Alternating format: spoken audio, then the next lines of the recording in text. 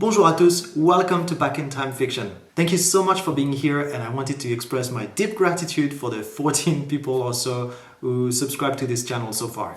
Much love to all of you guys. This is the first real video of this booktube channel dedicated to historical fiction, so I thought, you know what, let's talk about my first historical fiction crush.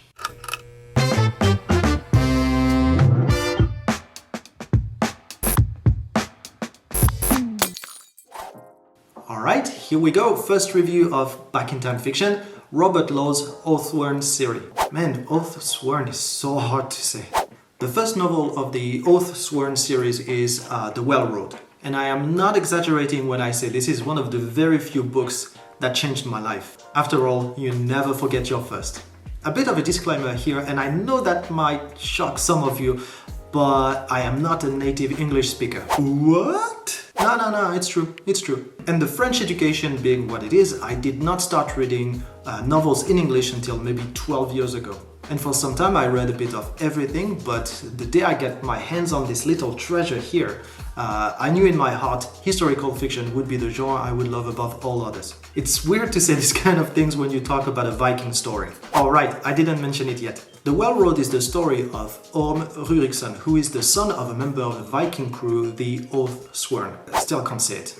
Orm grew up in the village of his mother, where he has learned how to use a sword and a little bit of Latin as well. Two skills which will shape his future very quickly in the book. As you can expect, Orm is joining the crew very early in the story, and this is far from being a jolly trip on the Well Road.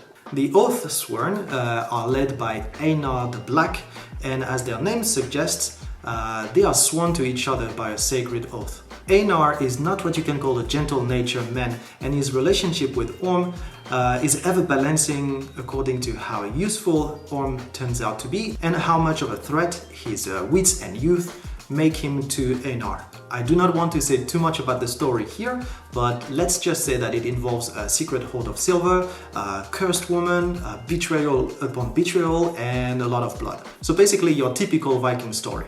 Orm is the perfect embodiment of a changing society in which the Vikings are slowly fading. The story is set in the second half of the 10th century, so way after the great age of the Vikings. Their religion is losing the battle to Christendom, and going a Viking is getting more and more dangerous, mostly because, well, you know, people are used to them by now. The Oathsworn are a remnant of this time when crew could just sail the Well Road without any kind of allegiance, and Orm strikes the perfect struggle of someone with a great talent for this way of life and his desire for more stability. He doesn't really thirst after silver like most of his comrades do, but he's compelled to go after it nonetheless. Among the many strengths of this book, I have to point the world building and the setting. Robert Law did an amazing job in his research and in giving us details about the many places this crew is traveling to, from Ireland all the way to the Middle East. The different cultures they meet are richly portrayed, but better than this, they are portrayed from the point of view of the Norsemen.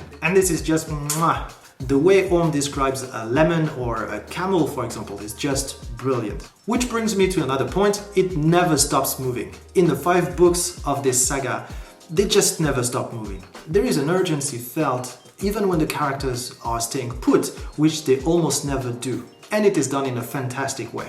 Another very strong point, and this one is a bit of a given, the writing. I won't go too much into the details here because I will do another video just about Robert Law in the future. But his writing style is definitely my favorite among all the books I've read in historical fiction so far. A bit of a warning though, it is not always easy to read. Well, to be fair, it might just be me not being a native English speaker, so if you have read one of his books, please feel free to let me know in the comments how you felt about his writing. Robert Law's first chapters are usually a bit difficult to get into, and The Well Road is no different. Stick with it, it will get easier very soon. Anyway, the writing is rich, imaginative, and quite frankly, a bit funny. Listen to this one line from The Wolf Sea, the second book in the series. The crew is on the island of Cyprus at this time. There was another village ahead and west, if I remembered Radioslav's chart, whose name sounded like air being let out of a dead ship's belly. Paphos, it was called.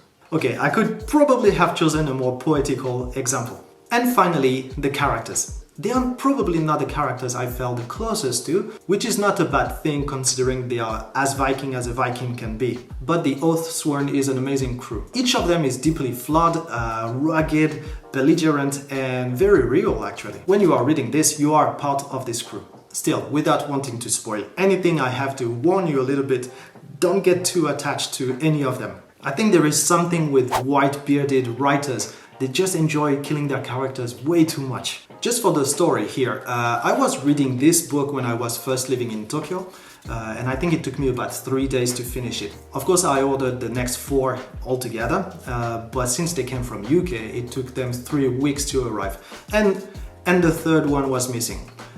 The worst was that I was going for a trip in China for about 2 weeks, so I was going without the third book, and I think many of you can understand my anguish at this point. I went to check a bookstore in Chengdu, and I swear to you, the only Robert Law's book they had was this one, Fate. Fate is inexorable. Wait, that's Bernard Cornwell's series, this one. Anyway, that's my review of the Oathsworn series. Great read, great adventure, definitely in the top 5 of my historical fiction bookshelf. Thank you very much for watching this video until the end. Next time is going to be amazing. We will interview Brooke Allen, the writer of the fantastic trilogy Antonius. So subscribe to my channel, make sure not to miss the next video, and you can share this one already. See you soon, bye!